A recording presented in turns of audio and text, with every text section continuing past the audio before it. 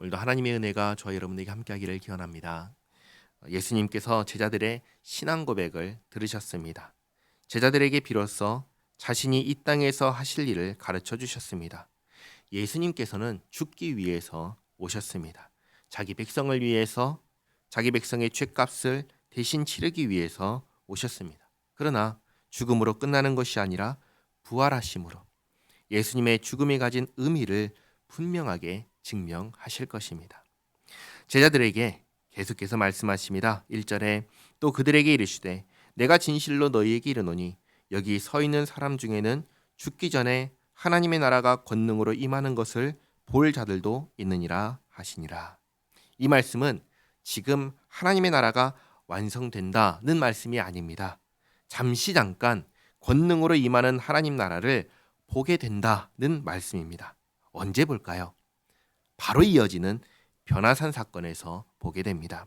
2절에 엿새 후에 예수께서 베드로와 야고보와 요한을 데리시고 따로 높은 산에 올라가셨더니 그들 앞에서 변형되사 그 옷이 광채가 나며 세상에서 빨래하는 자가 그렇게 희게 할 수 없을 만큼 매우 희어졌더라. 엿새 후라는 시간과 높은 산이라는 장소에서 베드로와 야고보와 요한은 그들은 변함없이 그대로인데 예수님께서 변형되셨습니다. 함께 있지만 완벽하게 구별되셨습니다. 그리고 여기에 누가 나타나냐면 4절에 이에 엘리야가 모세와 함께 그들에게 나타나 예수와 더불어 말하거늘. 이미 하늘에 있는 엘리야와 모세가 이곳에 나타납니다. 그러니까 여기에 하나님의 나라가 권능으로 눈에 보이는 형태로 일시적으로 임한 것입니다. 5절에 베드로가 예수께 고하되 랍비여 우리가 여기 있는 것이 좋사오니 우리가 초막 셋을 짓되 하나는 주를 위하여 하나는 모세를 위하여 하나는 엘리야를 위하여 하사이다 하니 이는 그들이 몹시 무서워하므로 그가 무슨 말을 할지 알지 못함이더라. 여기 무서워한다라는 점에 주목하시기 바랍니다. 인간이라는 한계를 가진 존재가 도무지 감당할 수 없는 것을 보고 압도된 상태를 말하는 것입니다. 마치 망망한 바다 앞에 선 내 모습, 그리고 끝없이 광활한 우주를 바라보는 나, 그리고 드높은 광야 앞에 선 나라는 나의 이 조그마함을 깨달은 것입니다. 더군다나 모든 것을 창조하신 하나님의 위대한 나라를 목격하는 한없이 비교할 수 없을 정도로 조그마한 나를 깨달은 것입니다. 성경을 보면은 그 영광 앞에서 사람에게서 나오는 반응은 항상 어떤 반응이냐면 두려움입니다. 경외심입니다. 그래서 그 충격으로 기절하는 모습도 종종 나타납니다. 우리는 어쩌면 하나님을 그리고 그의 나라를 헤아릴 수 없는 그 나라를 너무나 작게 아무것도 아닌 것처럼 그렇게 생각하고 있는 게 아닐지도 모릅니다.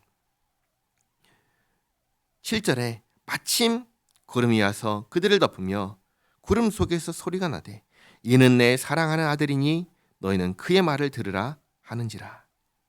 마가복음 1장을 보시면 예수님께서 세례를 받으실 때 성부 하나님께서 예수님을 향해서 너는 내 사랑하는 아들이라 내가 너를 기뻐하느라 이렇게 말씀하셨습니다. 이번에는 제자들을 향해서 말씀하십니다. 이는 내 사랑하는 아들이다. 그리고 이렇게 말씀하시죠. 너희는 그 말을 들으라.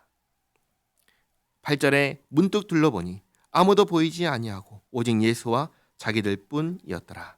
그들이 산에서 내려올 때 예수께서 경고하시되 인자가 죽은 자 가운데서 살아날 때까지는 본 것을 아무에게도 이르지 말라 하시니. 예수님께서 아무에게도 말하지 말라고 하신 이유는 바로 이어서 나오는데 한마디로 말하자면 이해하지 못하기 때문입니다.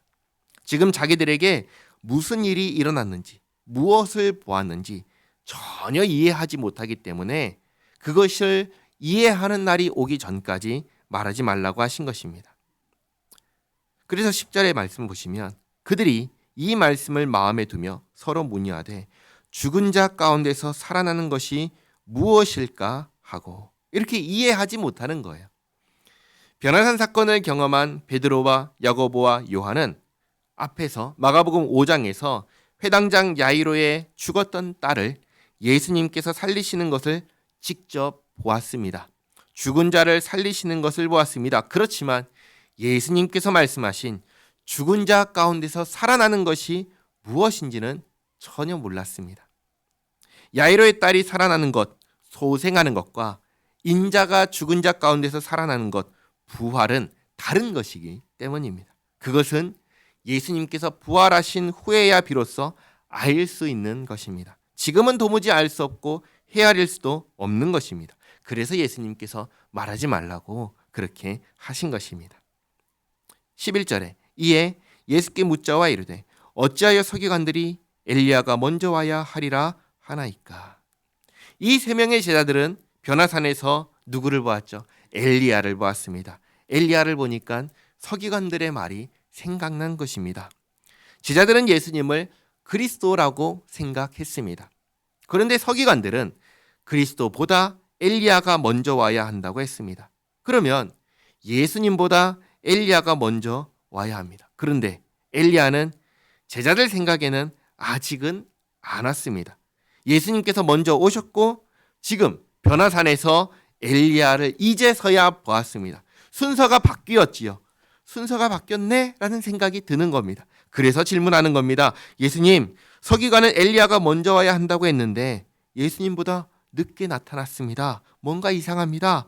서기관들이 잘못 말한 거 아닐까요? 왜 서기관들은 예수님보다 먼저 엘리야가 와야 한다고 한 것인가요? 이 질문을 한 것입니다. 제자들이 예수님께서 그리스도시라고 잘 알고 잘 고백했습니다. 그러나 엘리야가 누군지는 알지 못했습니다. 그리스도보다 먼저 와야 하는 엘리야는 누구입니까? 구약 시대에 활동했던 그 엘리야, 그 당사자가 아니라 그 엘리야와 같은 역할을 하는 사람을 가리키는 상징이었습니다. 구약 시대의 엘리야가 수백 년 전에 죽었던 엘리야가 지금 다시 살아나서 나타나는 것이 아니라 성경이 말하는 바로 그 역할을 할 사람을 엘리야라고 상징적으로 부른 것입니다. 그런데 제자들은 이것을 모르기에 오해가 생긴 것입니다. 이 오해를 바로잡기 위해서 예수님께서 말씀하십니다. 12절에 이르시되 엘리야가 과연 먼저 와서 모든 것을 회복하거니와. 다시 말해 서기관들이 한 말이 맞다. 엘리야가 먼저 와야 한다. 먼저 와서 모든 것을 회복할 것이다. 라고 먼저 오해를 바로잡은 다음에 제자들에게 질문을 하십니다. 그런데 어찌 인자에 대하여 기록하기를 많은 고난을 받고 멸시를 당하리라 하였느냐. 다시 말해서 너희는 나를 그리스도라고 했지.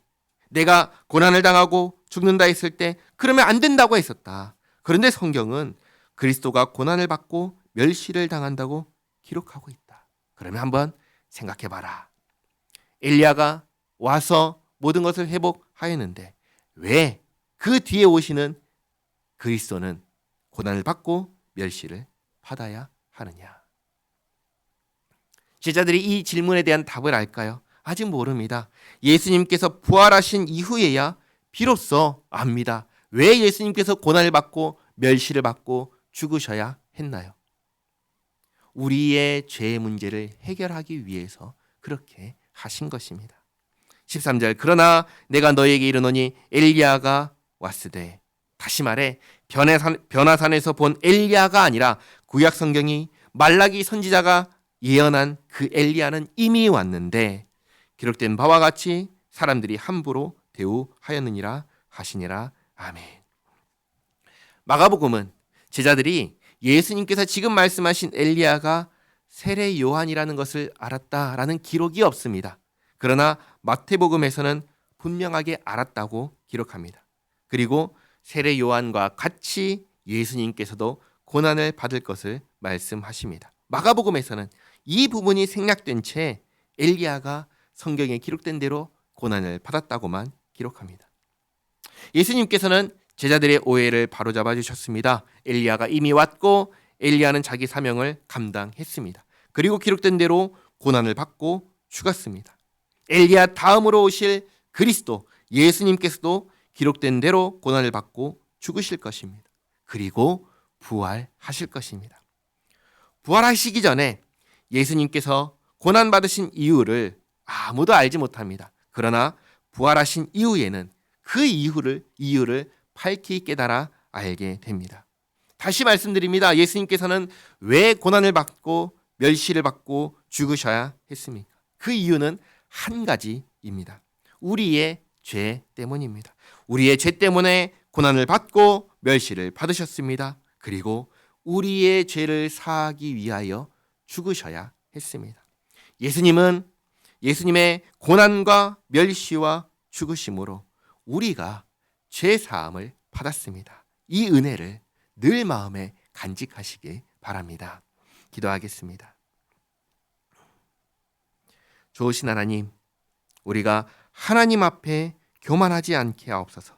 전지하시고 전능하신 하나님 앞에서 우리가 피조물에 불과하다는 사실을, 한낱 인간에 불과하다는 사실을 잊지 않게 하옵소서. 또 그런 미물에 불과한 우리를 위하여 자기 몸을 아끼지 않고 주신 그 은혜를 잊지 않게 하옵소서. 우리의 모든 죄를 사하여 주시고 우리에게 영생을 주신 그 은혜 앞에 항상 감사하며 주님의 영광을 위하여 살아가는 오늘의 삶이 되게 하옵소서. 예수님의 이름으로 기도하옵나이다. 아멘.